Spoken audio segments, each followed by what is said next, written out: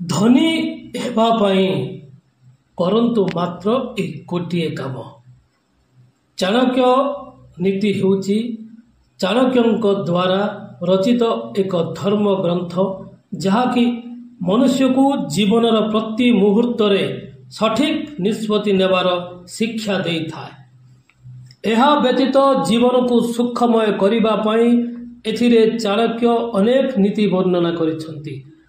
ଚାଣକ୍ୟ ଖୁବ୍ ଜ୍ଞାନୀ ଥିଲେ, ଯିଏକି ନିଜ ବୁଦ୍ଧି ବଳରେ ଚନ୍ଦ୍ରଗୁପ୍ତ ମୌର୍ଯ୍ୟଙ୍କୁ ରାଜ ସିଂହାସନରେ ବସାଇଥିଲେ। ଆଉ ତାଙ୍କ ରଚିତ ନୀତି ଚାଣକ୍ୟ ନୀତି ଯୁଗ ଯୁଗରୁ ମନୁଷ୍ୟର ଅନେକ କାମରେ ଲାଗି ଆସିଅଛି। ଚାଣକ୍ୟ ନୀତିରେ ପ୍ରତିପାଦିତ ହେଉଥିବା ବ୍ୟକ୍ତିକୁ କୌଣସି ପ୍ରକାରର ସମସ୍ୟା ହୋଇନଥାଏ। ତେଣୁ ଆଜି ଆମେ ଧନର ସୁରକ୍ଷା ପାଇଁ ଚାଣକ୍ୟ କ'ଣ କହିଛନ୍ତି, ଆସନ୍ତୁ ଜାଣିବା କେତୋଟି ଗୁଡ଼ାଏ କଥା।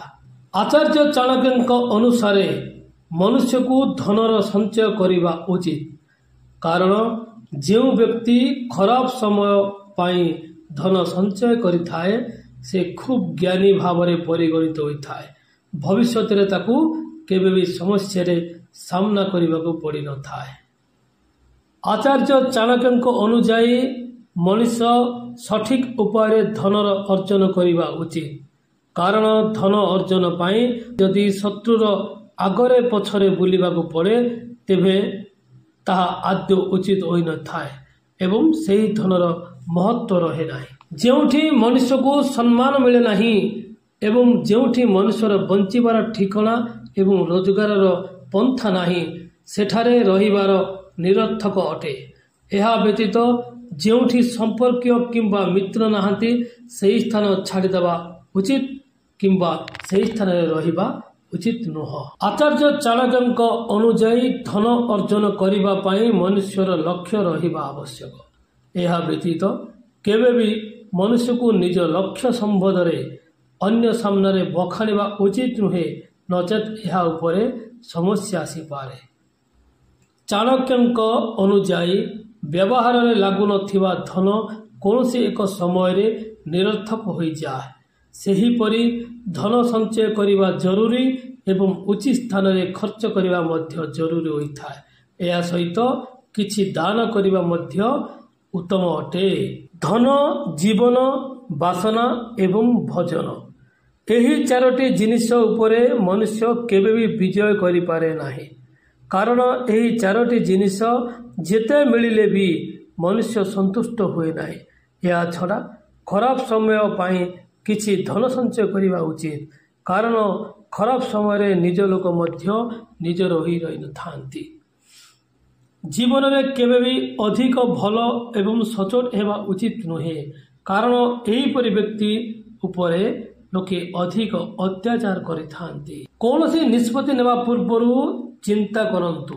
ଜୀବନରେ ଏକ ପାଦ ଆଗକୁ ଯିବା ପୂର୍ବରୁ 2 ପାଦ ପଛକୁ ଫେରିଆସି ଭାବିବା ଉଚିତ, କାରଣ ଆପଣଙ୍କ ଉନ୍ନତି କାହା ଆଖିକୁ ଦେଖାଯାଇନଥାଏ।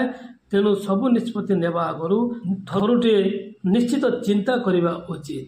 ଉପଯୁକ୍ତ ରତ୍ନର ଚୟନ। ଦୁନିଆରେ 3ଟି ବଡ଼ ବଡ଼ ରତ୍ନ ହେଉଛି ଅନ୍ନ, ପାଣି ଏବଂ ଜ୍ଞାନ। ଏହି 3ଟି ଦ୍ୱାରା ହିଁ ମଣିଷ ଦୁନିଆରେ ସର୍ବଶ୍ରେଷ୍ଠ ହୋଇପାରିବ ଏବଂ ମହାନ ହୋଇପାରିବ। ହାନି ଲାଭ ଚିନ୍ତା। ମଣିଷକୁ ପ୍ରତ୍ୟେକ କାର୍ଯ୍ୟ କରିବା ପୂର୍ବରୁ ନିଜର ଲାଭ କିମ୍ବା କ୍ଷତି ହେବ, ଏହି ସମ୍ବନ୍ଧରେ ଚିନ୍ତା କରି କାର୍ଯ୍ୟ କରିବା ଉଚିତ। ମନୁଷ୍ୟକୁ ଉପଯୁକ୍ତ ସମୟରେ ସବୁ କାମ କରିବା ଉଚିତ, ନଚେତ୍ ସମୟ ସହିତ ତାଳ ଦେଇ ଚାଲିପାରିବ ନାହିଁ ଏବଂ ପଛରେ ରହିଯିବ, ଯାହାକି କେବେ ବି କର୍ମଠ ଲୋକଙ୍କ ଉଦାହରଣ ନୁହେଁ। ତେଣୁ ଧନ ଉପାର୍ଜନ କରିବା ପାଇଁ ସବୁବେଳେ ସମୟାନୁବର୍ତ୍ତୀ ହେବା ଉଚିତ। ମନୁଷ୍ୟ ସବୁବେଳେ ନିଜକୁ ସର୍ବଶ୍ରେଷ୍ଠ ମାନିବା ଉଚିତ ନୁହେଁ, କାରଣ ଦୁନିଆରେ ସବୁଠାରୁ ବିଶ୍ୱାସୀ ପ୍ରାଣୀ ହେଉଛି କୁକୁର। ତେଣୁ ମନୁଷ୍ୟକୁ କୁକୁରଠାରୁ ଏହି ଗୁଣକୁ ଶିଖିବା ଦରକାର ବୋଲି ଆଚାର୍ଯ୍ୟ କହିଛନ୍ତି। ନିଜ କାମ ନିଜେ କରିବା ଉଚିତ।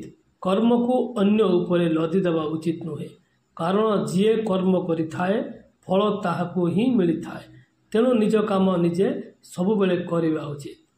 ଆଶା କରୁଛି ଏହି ବହୁତ ଗୁଡ଼ିଏ ଜିନିଷ ଆଜି आमे ए छोटिया भिडियो रे बहुत नीति वाक्य जानी पारिले।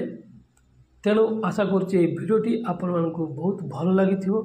जदि भल लगिला ताले एबे ही Vaishnavi story and motivate channel को सब्सक्राइब करंतु, पाखर थिबा बेल आइकन को दबांतु, जहाँ फल मोर प्रत्येक भिडियो देखि पारिबे। आज बायति की जय जगन्नाथ, नमस्कार।